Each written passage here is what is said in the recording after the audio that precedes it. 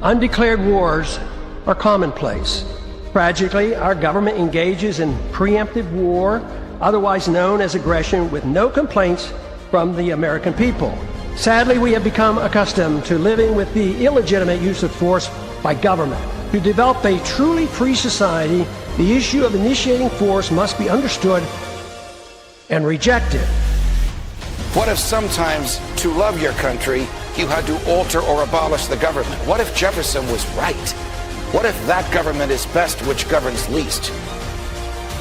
What if it is dangerous to be right when the government is wrong?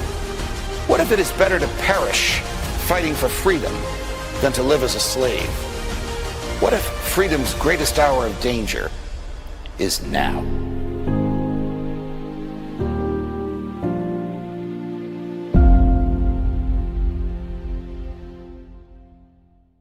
Hi, everyone. Judge Andrew Napolitano here for Judging Freedom. Today is Tuesday, February 3rd, 2026. Matthew Ho joins us now. Matt, a pleasure, my dear friend. No matter what we're talking about, it's a pleasure to interact with you. Thank you for joining us.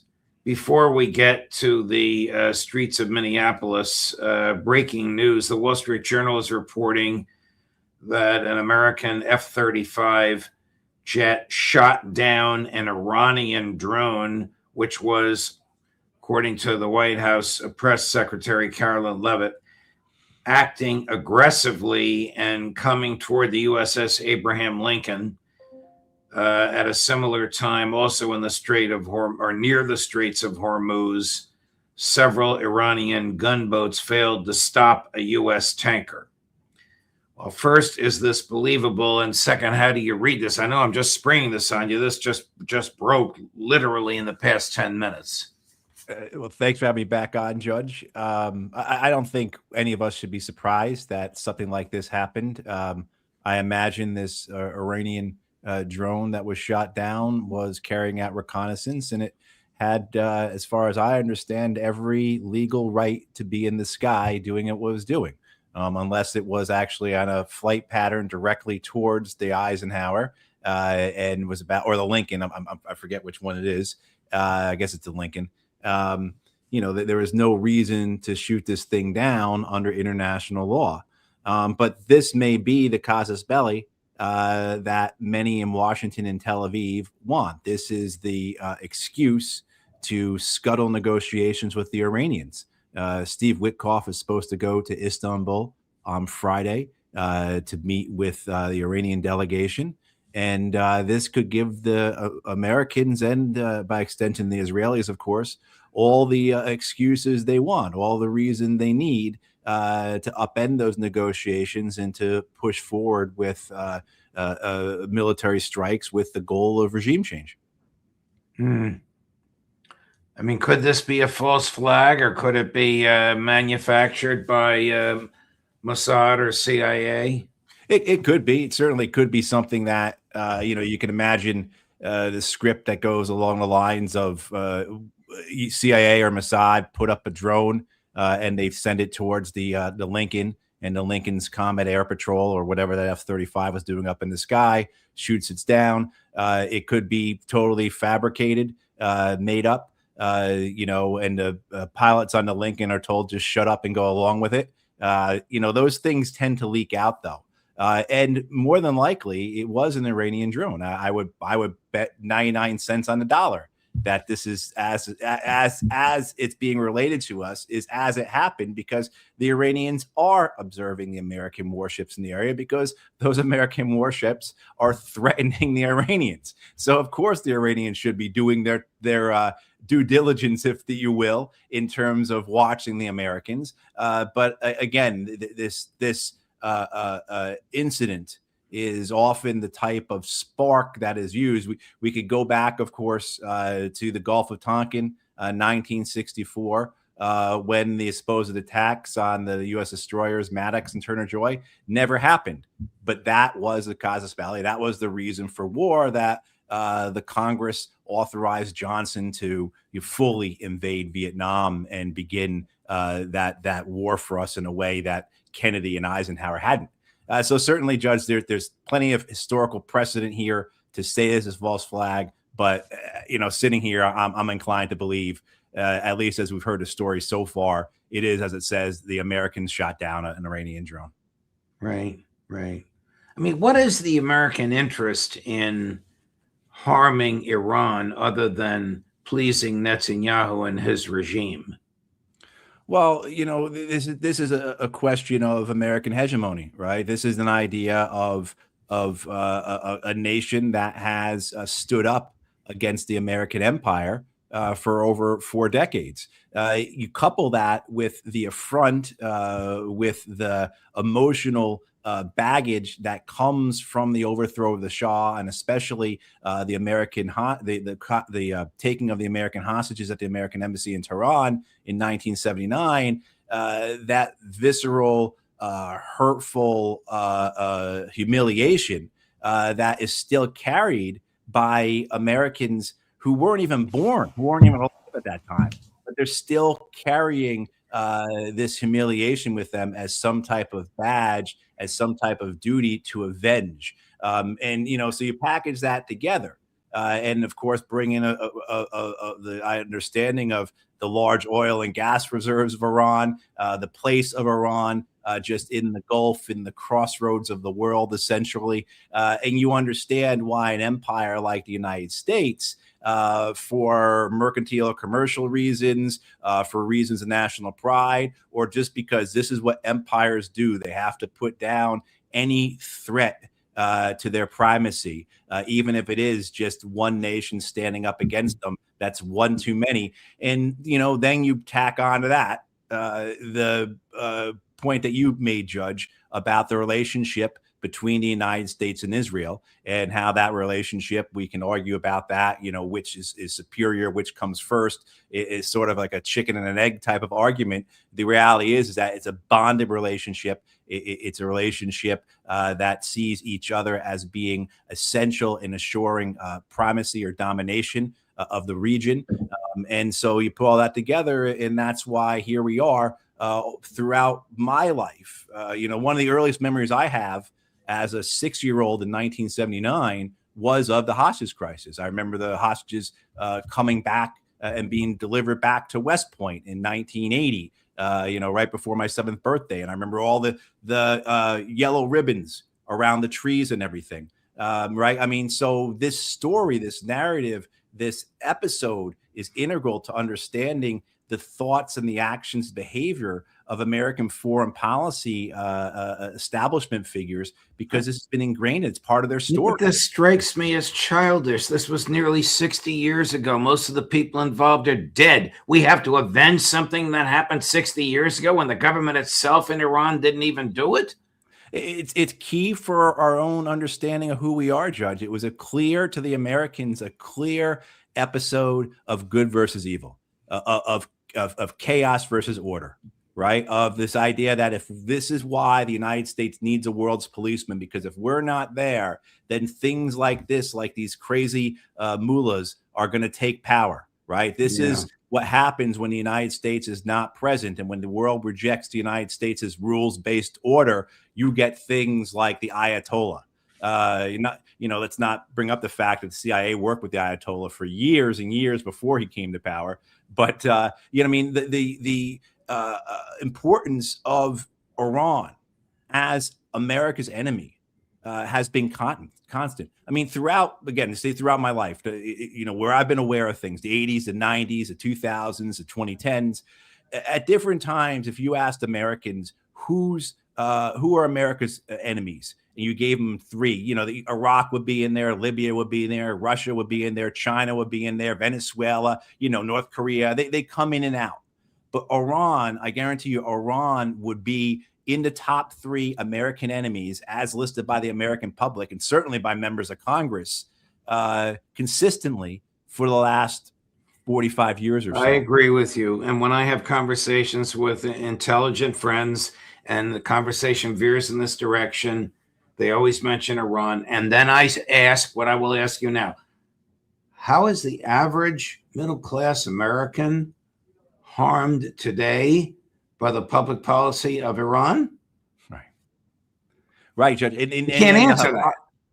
They can't, let alone if you then make the extension of saying, well, what about the hypocrisy? We have these policies towards Iran, this idea that we are going to not just dominate them, but punish them and change their government. These draconian sanctions, decades of military action, decades of covert sabotage, of assassinations, of cyber attacks by the Americans and by the Israelis against the Iranians. Across the Gulf, who do you have? One of America's greatest allies, the Saudis, who are more repressive. You can make the argument are more repressive, more oppressive of their people than the Iranians are. Right. You know what I mean? So the hypocrisy of this, I think, is what makes this so churlish, right? Which makes this so disgusting is the fact that here we are attempting to destroy a nation, wanting to see a nation fall into disorder, instability, chaos, essentially to repeat what has occurred in Libya, in Syria, in Iran. So bring incredible immiseration and harm to the Iranian people. And at the same time, a country that has more or less similar policies as a theocracy. It's not even a democracy. The Saudis are monarchy. We're selling them F-15s and missiles and anything else they want. Chris reminds me, this song, Tony Orlando's "Tie a Yellow Ribbon Around the Old Oak Tree." Spent 11 weeks at #1 on Billboard's Hot 100 chart in 1973. I would think it would be a little later, but whatever. The song became a cultural phenomenon. Radio shows and DJs were sick and tired of playing it. How is the average American going to be harmed if the Straits of Hormuz are closed because Donald Trump has attacked Tehran? Well, our gasoline prices, Judge, will go up $5 or $6. Right. That'll be the immediate consequences. But there'll be the continuing devaluation of the American dollar, the continuing flight from American treasuries, a continuing pursuit of alternatives to the American monetary and financial and economic world order that will have great effects on the American people in the coming decades in terms of just a very, very decreased quality of life, which is really tough to say as more than 60 Americans are living paycheck to paycheck now. What's it going to be like when we don't have the world's reserve currency, right? What's it going to be like where nations aren't lining up around the block to buy our treasuries to fund our debt? So what's going to happen then when this country that doesn't really manufacture much except for weapons, essentially, is now, and is a massive importer? What's going to happen to American families when inflation is a constant 7, 8, 9% because the dollar has crashed? We can't manufacture what people need, and it costs a fortune to import them. So there's these long range things of these, not just this immediate pending war with Iran, but the overall trajectory of American foreign policy. But there's also something else I want to bring up, Judge. And my friend Rich, who's a retired Marine Corps colonel, lieutenant colonel, he makes a very compelling argument about this, about just how vulnerable the United States within our borders are to attack. Whether it's things that have kind of been brushed aside, not spoken of during the war on terror, they occur and then they disappear. I'm talking specifically about things like the attempted Times Square bombing, the Pulse nightclub massacre just a year ago, when the guy with the Islamic State flag on his truck ran over and killed 14 people in New Orleans on New Year's Eve. Yeah. None of those attacks, and there's others, are carried out by men who are saying convert or die. What they're saying is that you're now getting part of this war. What they're saying is stop attacking my countries, stop attacking my faith, stop attacking my people. And the inability of the American people to understand that, I think most Americans still probably don't realize that the 9/11 attackers had 3 motivations for their attack: American support for Israel, the American sanctions and bombing of Iraq, and the American troop presence in Saudi Arabia. All pretty much solid motivations. You don't have to agree with them, but they're reasonable, and none of them are saying convert or die. And so my friend Rich's point is that we live in a country that has a lot of soft targets. And is, particularly in this day and age where you don't need the sleeper cells that have been the part of the neocon fever dreams of the last 40 years, that there's Iranian or Hezbollah sleeper cells all through the United States. You just need a handful of like-minded folks, people who are inspired by what they see on television, people who are inspired by Iranians being massacred by American and Israeli bombs, to pick up a rifle and start doing some damage. And Rich's point is specifically about our electrical infrastructure. A couple of years ago, we had a couple of guys shoot up a power station in North Carolina. They never caught these guys, and it caused great trouble for that part of North Carolina for a pretty long time. And so you imagine, what if just a handful of people around the country decided to, grab rifles and go out and start shooting up our electrical substations? How could that cripple the United States for days, for weeks, cause long-term problems, and cause real problems for Americans here at home? Just one example of how we're vulnerable. And I'm reminded, Judge, that, George Orwell, writing about the Spanish Civil War, and the Spanish Civil War, for folks who aren't too familiar with it, that was the first real concentrated use of aircraft to attack civilians, to attack targets behind the front lines. And Orwell wrote, after being on the front line himself, Orwell wrote that, I'm comforted by the evolution, by the introduction of airplanes into warfare, because it brings the war behind the front lines. And and I think his comment was, it'd be great to see some jingoists with bullet holes in them. This idea that those who support the wars the most, they're usually the furthest from the front lines, and they're usually facing no threat whatsoever. And I think that's something to keep in mind as we go forward with here, that whether it's a Blumenthal or a Graham or a McConnell or a Fetterman, these are men and women in Washington, D.C. who, by and large, are immune from the harm that they're causing with their policies overseas. Here's America's supreme jingoist. You just mentioned them. Now, Aaron Monte makes a very good observation. The fact that Senator Graham is going on Fox News and begging the president to bomb Iran probably means that he, Senator Graham, has failed to talk the president into doing this privately already. But this is tough to take, but here it is. Number 5, Chris. If this regime falls, Hamas, Hezbollah, the Houthis, they all go. It'd be the biggest change since the fall of the Berlin Wall. But here's one thing I know. Donald Trump is Ronald Reagan plus in my mind. Venezuela, soon Cuba. The one thing you can't do as president, talk like Reagan and act like Obama. There's no deal to be done here. These people are not trustworthy. The protesters in the street are not protesting for a better nuclear deal. They're protesting for a better life. And if they win the day, we have a chance to have friends with the people of Iran. The Ayatollah will never be our friend. He's a religious Nazi. President Trump, you said help is on the way. That has to be real. It has to be real soon.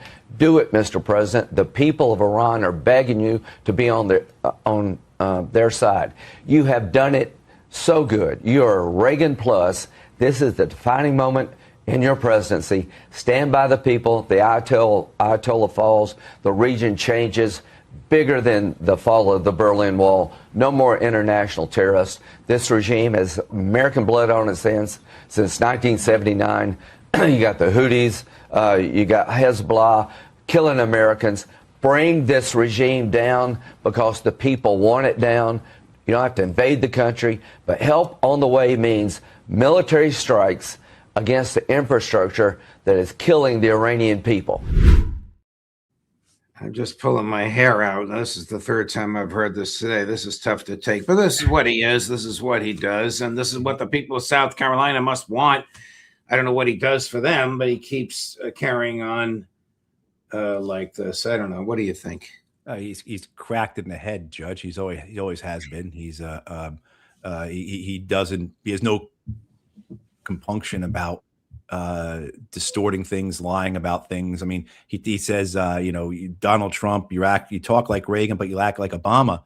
Obama bombed a heck of a lot more countries than Reagan did. Obama bombed 7 countries. Reagan did what? Grenada. Reagan smartly pulled our troops out of Lebanon rather than being stuck in the type of war that Lindsey Graham fantasizes about.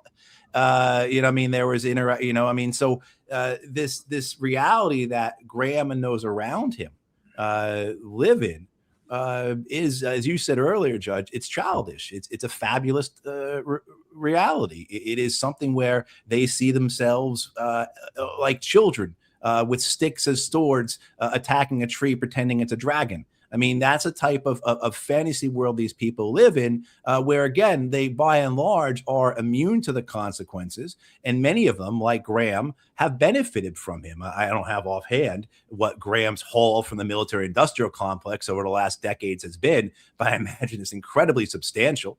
He does have a primary challenger this year. I believe someone running on an America First agenda, and hopefully the good people in South Carolina will realize enough is enough with this guy. He is just simply repeating the same calls for war that he has repeated for dozens of years. And where has that gotten us? It's buried thousands of Americans in graves. It's made the world less stable. Already made a pitch about how this is affecting us economically and how that will worsen in the future because our geopolitical our policies are ruinous and countries are trying to get away from us as fast as possible. And so sticking with a guy like Graham, for the people in South Carolina, you're just, riding that train into an embankment. What possibility can this guy bring? What can he offer? Anything other than just the maniacal megalomaniac calls for war that he's offered for decades? And shame on the networks, the mainstream corporate media networks that keep platforming these people. But the reason why they do, Judge, of course, this, is because he gets people to watch. He says things that are outrageous, and so people watch him. But the fact is that he's a senior figure in Congress, and like you said, he's taken to the airwaves to get the war that he has long wanted, because all the other wars haven't been enough for him. Right. How close is Charleston, South Carolina to Tel Aviv? I guess in his mind, very, very obsequiously close. Matt, thank you very much. The news is often terrible, but thank you for your analysis of it, and thanks for sharing your time with us today. Look forward to seeing you next week. Of course. Thank you, Judge. Thank you. Coming up at 3 o'clock, Colonel Karen Kwiatkowski, and at 4 o'clock, Scott Ritter, Judge Napolitano for Judging Freedom.